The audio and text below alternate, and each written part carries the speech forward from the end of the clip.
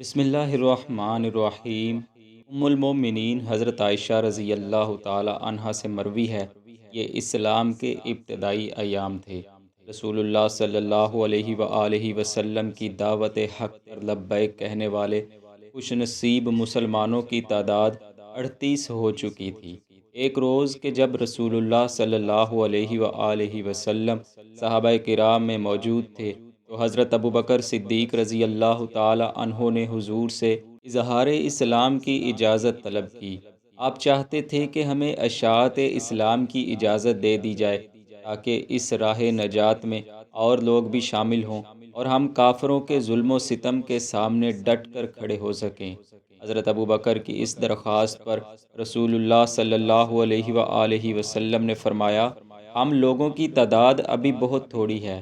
حضرت ابوبکر نے حضور کا جواب سنا مگر پھر درخواست کرنے لگے کہ ہمیں اسلام کی اشاعت کی اجازت دی جائے۔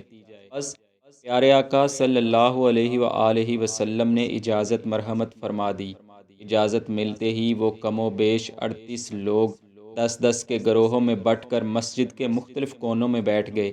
اس کے بعد حضرت ابوبکر کھڑے ہوئے اور تقریر کرنے لگے۔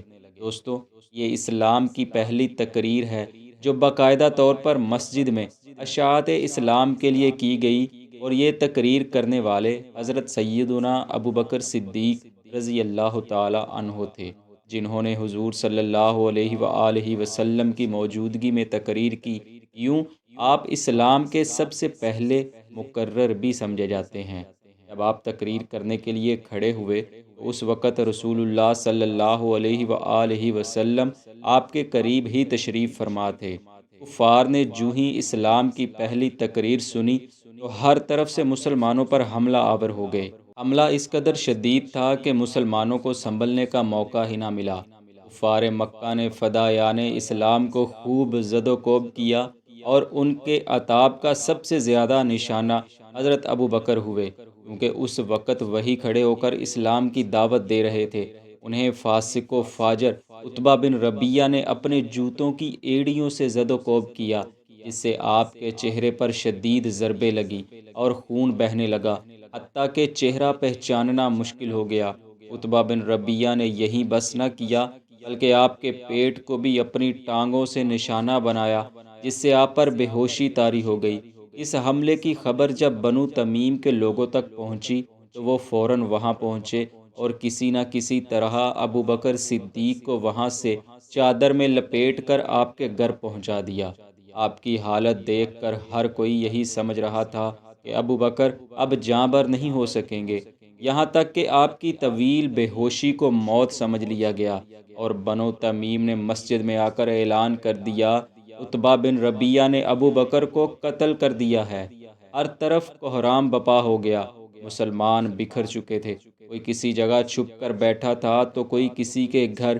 ابوبکر کی موت کی اطلاع عام ہوتے ہی آپ کے گھر لوگوں کا تانتا بند گیا۔ کفار میں خوشی کی لہر دوڑ گئی، مگر یہ خوشی زیادہ دیر تک قائم نہ رہ سکی، اور اللہ کے فضل و کرم سے حضرت ابوبکر کی سانسیں شام تک بحال ہونا شروع ہو گئی۔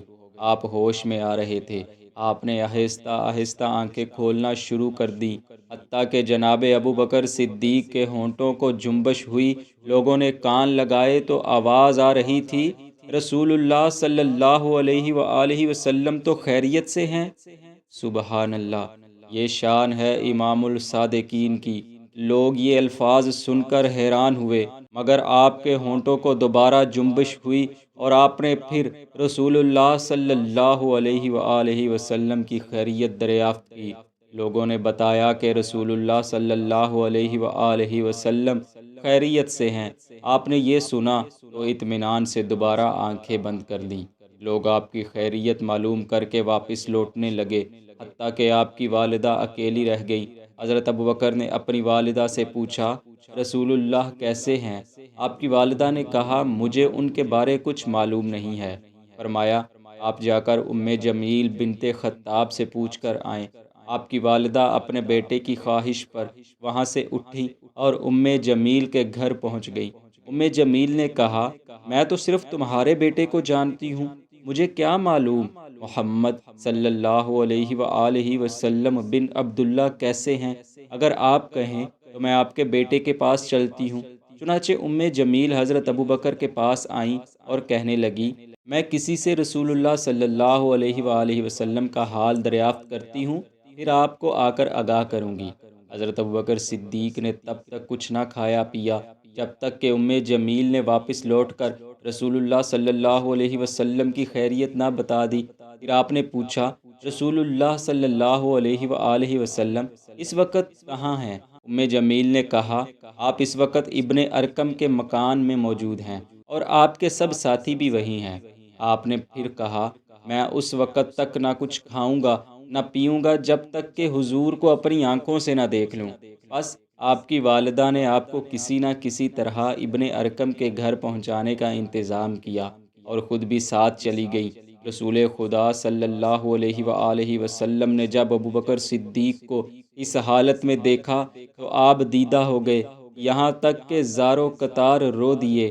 ابوبکر نے عرض کیا، یا رسول اللہ صلی اللہ علیہ وآلہ وسلم، میرے ماں باپ آپ پر قربان ہوں، مجھے اپنا کچھ ملال نہیں۔ مجھے تو صدمہ اس بات کا تھا وہ لوگ میرے منہ پر آپ کو برا بھلا کہہ رہے تھے۔ پھر عرض کیا، حضور یہ میری والدہ برہ ہیں، آپ انہیں اسلام کی دعوت دیجیے اور خدا سے دعا فرمائیے کہ وہ انہیں آتش جہنم سے نجات دے دے۔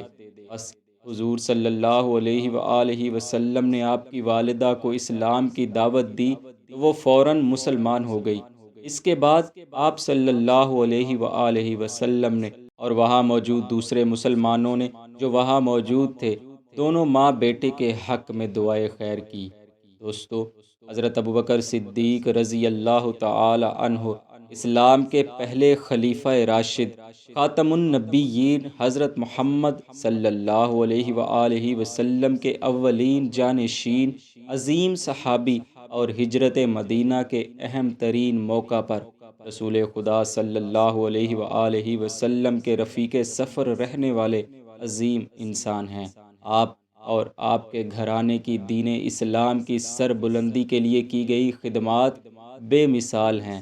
اللہ تعالیٰ سے دعا ہے کہ حضرت ابوبکر صدیق رضی اللہ تعالی عنہ کی دین اسلام کے لیے کی گئی کاوشوں کو اپنی بارگاہ بے کس پناہ میں قبول فرمائے اور ان کی مرکز پر اپنی لاتعداد رحمتوں کا نزول فرمائے اور ان کے صدقے ہماری بے حساب مغفرت فرمائے۔ آمین۔